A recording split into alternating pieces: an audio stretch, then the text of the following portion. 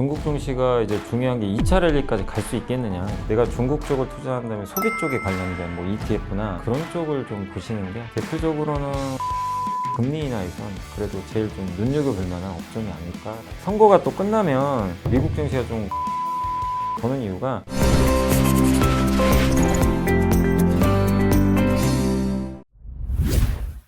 사실 최근 증시 상황에서 가장 핫한 거는 사실 중국입니다. 네. 중국 관련 상품. 이제 중국 증시 부양책이 살짝 뭐 기대 못 미치면서 빠졌지만 최근에 뭐 거의 뭐 레버리지 상품들은 ETF 뭐 100%까지 네. 올랐고요. 중국 상품들만 최근 한 달 동안 고공행진인데 요거 이제 어떻게 봐야 될까요? 중국 계속 갑니까? 근데 이게 중국이 어쨌든 이제 생각보다 강력한 부양책이 이번에 나왔잖아요. 그러니까 중국의 금융수장 3명이 그냥 동시에 나와서 정책 발표한 것도 사상 처음이었고, 그리고 재정 부양도 같이 쓰겠다 이렇게 시진핑 주석도 언급을 해놨기 때문에 기대치를 정말 엄청 띄워놨죠. 그러니까 이제 중국 증시가 이렇게 뜨겁게 반응한 건 두 가지거든요. 지난 3년 동안 빠졌어요, 주가가. 너무 안 좋았고, 사실 부양책 발표 전만 해도 우리보다도 못한 증시 중에 하나 있죠, 중국이. 근데 그래서 그러다 보니까 워낙 쌌다라는 그런 측면이 하나 있었고, 또 한 가지가 기존에는 부양책을 발표 안 한 건 아닌데 항상 부양책 발표하고 연속성도 없고 그냥 한 번 하고 끊어지고 기대에 못 미쳤고 이런 게 반복됐어요. 그러니까 뭔가 부양책을 해도 시장은 또 저러다 말겠지. 시장에서 이제 중국 부양에 대해서 그렇게 크게 기대를 안 했는데 이번 이제 부양책은 좀 상대적으로 좀 달랐던 거죠. 그래서 이제 중국 증시 부양책에 대한 이제 기대감이 이제 과거보다는 이번에 연속성이 있으니까 기대치가 또 높아졌고, 또 외신에서도 그 2008년 금융위기 때 중국이 4조 위안 이제 정도의 부양책을 발표했는데 이번에 갑자기 10조 위안 얘기가 또 나온 거예요. 그러니까 중국은 얘기도 안 했는데 외신 보도로. 그러니까 이제 기대치가 엄청 높았죠. 이제 그때 중국이 휴장하고 있을 때. 그러다 보니까 이제 홍콩 증시 또 미리 급등하고 있었고. 그래서 이제 기대치를 높았는데 이제 오늘 연휴가 끝나고 이제 중국 증시가 개장하자마자 아침부터 뭐 폭등을 하더라고요. 근데 이제 실제 정책이 나왔는데 예상에 좀 못 미쳤던 것 같아요. 10조 위안이 아니라 10월 8일 날 발표된 정책은 2천억 위안밖에 안 돼요. 그러니까 시장인 몇 조 위안을 기대하고 있는데 2천억 위안이 있다 발표되니까 기대치에 좀 너무 낮았던 거죠. 그러다 보니까 이제 시장에서는 일부 너무 높았던 눈높이가 현실화되면서 올랐던 주가가 좀 빠지고 홍콩은 좀 많이 빠져버리는 그런 흐름들이 나왔던 것 같아요. 그래서 1차적인 랠리는 어느 정도 좀 마무리된 것 같다. 그러니까 중국 증시가 사실 발표 후에 쉼없이 올랐잖아요. 근데 그 1차적인 랠리가 이제 끝나면서 기간 조정을 좀 당분간은 받을 것 같아요. 근데 여기서 중국 증시가 이제 중요한 게 2차 랠리까지 갈 수 있겠느냐. 요게 좀 관건인데 지금 중국의 부양책이나 이런 걸 봤을 때 물론 발표된 수치가 좀 기대에 못 미친다 하더라도 과거랑은 분명히 다른 부분이 있거든요. 아까 말씀드린 금융수장 3명이 동시에 나와서 발표한 것도 그렇고 재정부양과 이 통화정책을 같이 쓰는 경우가 사실 좀 드문 케이스인데 이번엔 둘 다 좀 쓰고 있고 거기다가 소비부양을 좀 명백하게 하는 이유가 뭐냐면 중국에서 지금 제일 문제가 소비가 잘 안 돼요. 근데 그걸 타겟팅을 해가지고 결국 지금 하고 있는 게 뭐죠? 그 통화정책 금리 인하하고 있죠.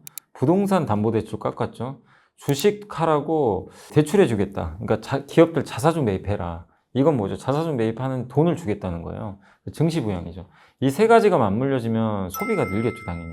그러니까 이게 타겟팅이 과거랑 다르게 맨날 뭐 중국 부양하면 반도체 부양하고 첨단 기술 부양해주고 이런 쪽에 있다 보면 소비랑 좀 동떨어져 있었고, 근데 그게 아니라 소비하라고 이렇게 간접적으로 좀 부양을 하고 있기 때문에 이 흐름은 저는 일회성은 좀 아닌 것 같습니다. 그래서 1차 랠리가 좀 끝나고 소강 국면 후에 다시 한번 좀 시장을 놀래킬 만한 재정 부양은 저는 또 나올 거라고 생각을 하거든요. 그러면 다시 한번 2차 랠리가 좀 펼쳐지지 않을까. 그래서 중국이 지난 3년 동안 너무 안 좋거든요. 3년간 증시가 빠졌는데 올해가 4년 차인데 4년 연속 증시가 빠지는 경우는 사실 거의 없거든요. 그래서 아직 그 주가가 단기에 많이 올라서 조정받는 부분은 있겠지만 완전히 랠리가 끝났다 라고 보시기보다는 한 번 더 좀 랠리가 나올 수 있는 그런 분위기는 저는 어느 시점에서도 나올 수가 있기 때문에 지금 2차 랠리를 또 한번 기대해 볼 수 있는 그런 구간으로 가지 않나. 다만 말씀드린 대로 한 번의 급등이 나왔기 때문에 어느 정도 그게 뭐 한 달이 될지 몇 주가 될지는 저도 잘 몰라요. 근데 기간 조정은 조금 당분간은 감안을 하셔라. 이렇게 좀 말씀드리고 싶습니다. 일단은 뭐 말씀 주신 대로 1차 랠리는 끝난 상황으로 받아들이는 게 조금 더 나을 것 같고요. 이제 그럼에도 재정 부양 정책을 앞으로 내놓을 것이기 때문에 또 탄력 받으면서 2차 랠리가 시작될 수도 있다. 뭐 그렇게 좀 전망을 해 가는 게 조금 더 현실적인 전망일 것 같습니다. 그래서 이제 마지막 하나만 더 말씀드리면 중국의 이번 부양이 과거랑 다른 게 옛날에 맨날 인프라 부양 많이 했잖아요. 소비 쪽을 보는 게 맞는 것 같아요. 그러니까 이번에 핵심은 소비니까 내가 중국 쪽을 투자한다면 소비 쪽에 관련된 뭐 ETF나 그런 쪽을 좀 보시는 게 더 낫지 않나 이렇게 생각은 하고 있습니다. 소비 기업을 조금 더 눈여겨보면 좋을 것 같다라는 말씀이셨고, 이제 미국이 이제 B컷을 단행한 이후에 좋아질 것으로 보였지만 생각보다 뭐 금리 인하 효과가 선반영된 게 조금 있었기 때문에 아직 뭐 인하가 본격화된 건 아니라서 약간 뭐 애매한 상황이기도 한데, 한은도 10월에 금리 인하를 한다는 얘기들이 막 돕니다. 뭐 아무튼 이제 금리 인하 시기가 돼 가는 거죠. 뭐 내년까지 쭉 이제 되는데, 좀 요즘에 이런 때는 뭐 어디를 좀 들여다 보는 게 좋을까요? 일단 이제 금리 인하면 가장 많이 이제 얘기하시는 건 바이오가 많으니까. 근데 저도 당연히 바이오라고 좀 보고 있고, 바이오는 명백하게 이제 개발비가 많이 들잖아요. 근데 신약 개발할 때 돈 벌 수는 없다 보니까 차입을 하기 때문에 금리 떨어지면 비용이 줄어들죠. 그래서 그런 부분에 있어서 좋고, 또 우리가 기업 가치 평가할 때도 금리 떨어지면 기업 가치에도 좀 유리한 부분도 있다라고 보시면 되겠고, 저는 일단 바이오 쪽이 좀 그래도 가장 큰 수혜주 아닌가 이렇게 보고 있고, 또 한 가지가 금리 인하하게 되면 어쨌든 고배당주들한테도 유리하죠. 왜냐하면 예금 금리가 떨어지게 되기 때문에 예금보다는 좀 높은 금리를 좀 줄 수 있는 그런 상품들을 많이 찾으시잖아요. 근데 주식은 좀 위험하다 보니까, 근데 우리가 흔히 말하는 이제 고배당주들, 대표적으로 뭐 은행주나 통신주는 상대적으로 뭐 그렇게 위험한 섹터는 아니죠. 매년 버는 돈이 어느 정도 일정하기 때문에. 근데 그 많은 돈을 가지고 투자도 많이 하지 않다 보니까 배당을 많이 주죠. 그래서 보통 그 통신주가 배당 수익률이 6%가 넘고 은행도 한 6, 7% 되니까 은행 이제 정기예금의 한 2배 이상은 나오잖아요. 그래서 고배당주에서 또 대표적인 게 증권주도 당연히 수혜를 받는 게, 증권주는 채권 투자를 또 많이 하거든요. 근데 채권 금리가 떨어지겠죠, 당연히. 그럼 채권 금리 떨어지게 되면 채권 값은 반대로 갑니다. 채권 가격은 오르니까 그 채권을 또 많이 들고 있습니다. 이 증권사들이 채권을 워낙 많이 보유하다 보니까 채권의 평가액이 또 올라가게 되거든요. 그래서 그런 부분에 있어서도 증권주한테 좀 유리한 점들이 있는 것 같아요. 그래서 저는 이제 대표적으로는 그런 고배당 증권주하고 바이오 쪽이 일단은 우리가 봤을 때는 좀 금리 인하에선 그래도 제일 좀 눈여겨볼 만한 업종이 아닐까라고 생각을 하고 있습니다. 보시는 분들은 이미 그쪽 섹터가 움직이고 있는 것도 뭐 인지도 어느 정도 하셨을 것 같아요. 그래서 바이오나 고배당주, 증권주 이런 sek터들을 이제 금리 인하 시기에 전통적으로 관심을 가지면 조금 좋을 것 같다라는 얘기를 해주셨습니다. 지금 미국 상황을 조금 보면 미국의 노동지표, 고용지표 뭐 나쁘지 않은데 안 좋아질 수도 있다 뭐 이런 얘기도 돌고요. 그래서 뭐 4분기에는 한 번쯤 뭐 조정도 온다 뭐 이렇게 얘기도 하기도 하는데, 좀 어떻게 보세요?